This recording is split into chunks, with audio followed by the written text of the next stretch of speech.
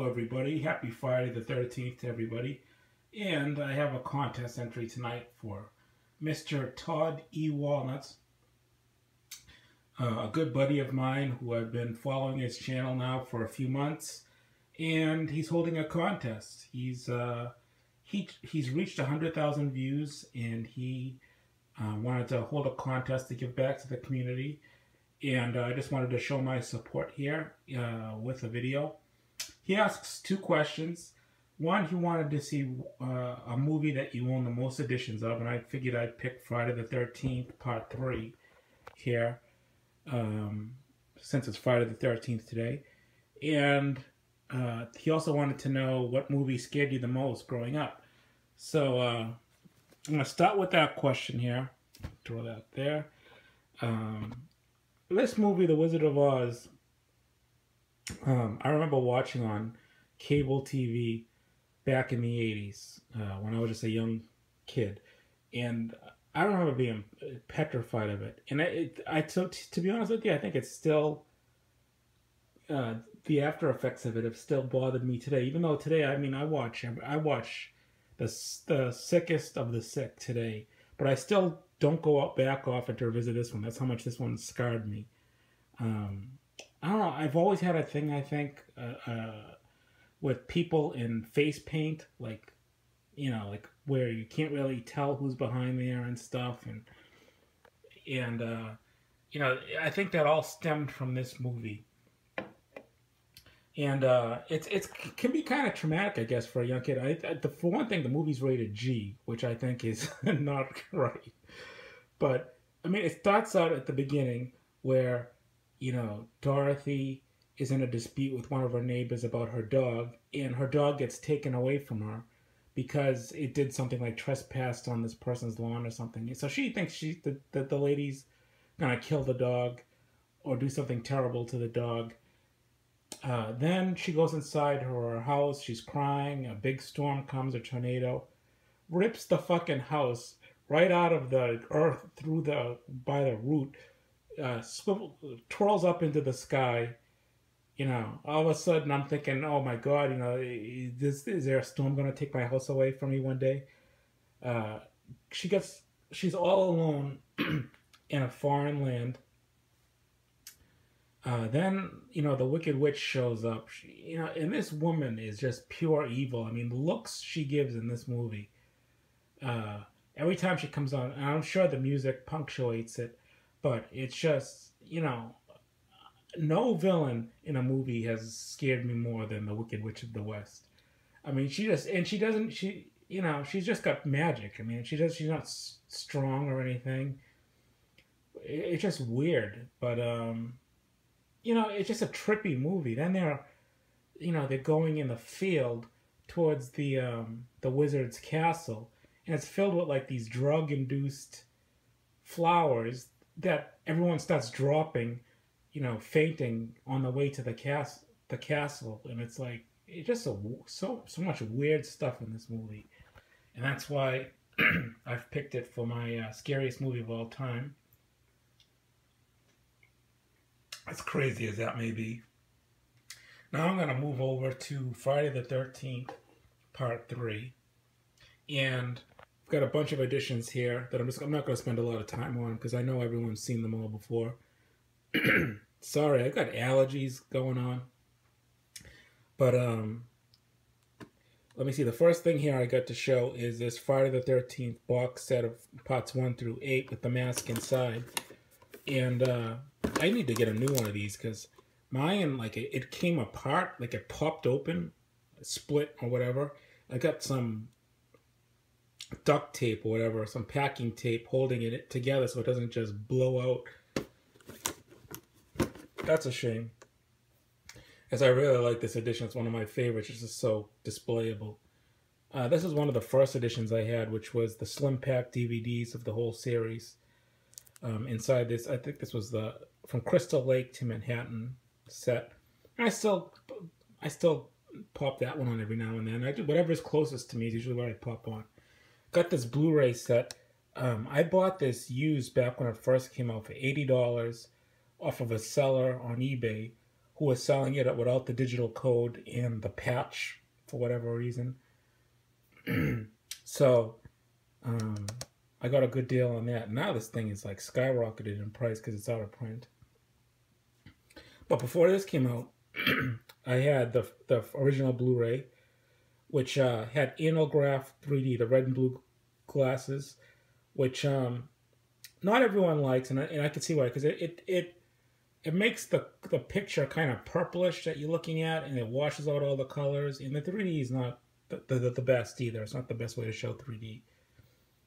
I've got here a Dutch tape, which is really wacky. I seen this on eBay one day and grabbed it up, and it instantly annoyed me. But it's so rare.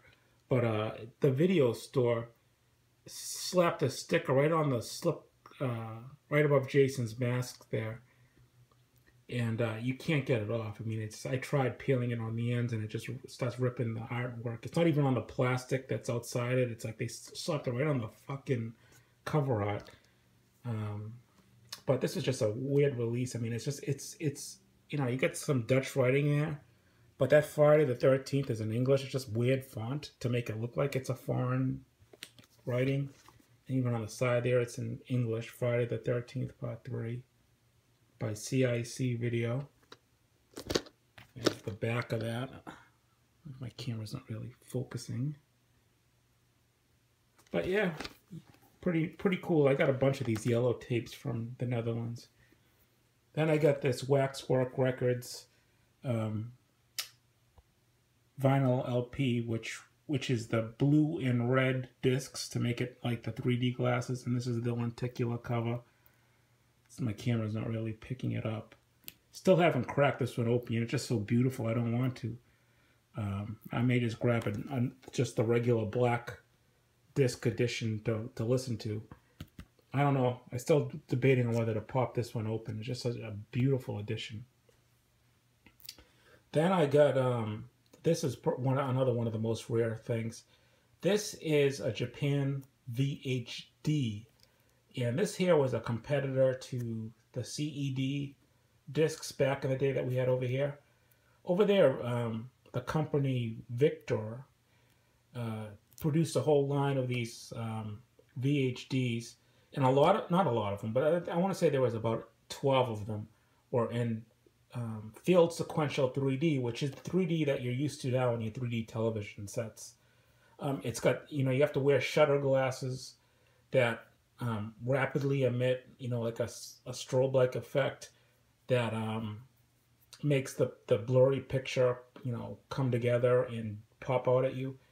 Well, this was the only way to see this movie in 3D for the longest time. I mean, not even Analgraph 3D, the red and blue glasses there, didn't come out till much later, maybe to that Blu-ray, I don't remember.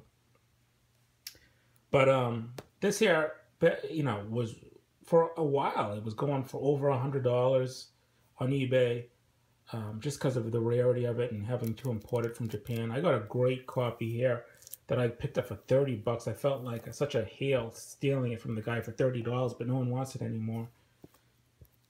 Because, the 3D version over there came out, and I think there was rumors that the 3D version was going to be released in here, but it never was. It was just the red and blue version. So this is still currently the only way to see it in field sequential 3D, but you get poor picture quality because as it's the same quality as like a CED video disc, which is about the same quality as a VHS, maybe a little bit better. So it's going to be very not blurry, but unfocused, like not sharp picture. But I've gotten bootlegs of this before and played it on DVD players and stuff. The 3D is pretty good, but they really did do a good job in the 3D for that red and blue on that. I mean, that is not the red and blue glasses like 3D effects that you used to growing up on TV. They really did some trickery on this to make it pop out, because there's some scenes there that look just as good as this. So, yeah. I don't know, sorry to derail this into a 3D conversation.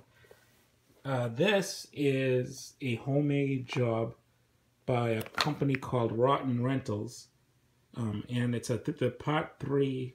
The case is like in 3D. They give you a pair of 3D glasses inside to like take a look at some of the cover art and stuff.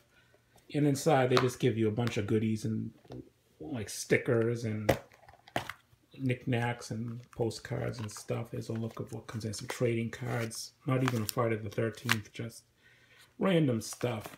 But you can also fit your original VHS, the small slipcase USA boxes will fit inside this one to protect it. So I'm going to do that one day. I don't have it on VHS yet.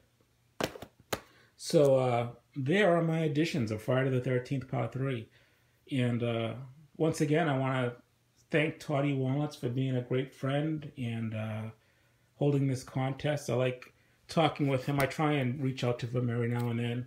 You know, usually in football season, we'll talk Patriots and Packers. And I know he's got a Fitbit going. I do not know how he gets as many steps in as he does. This guy is crazy.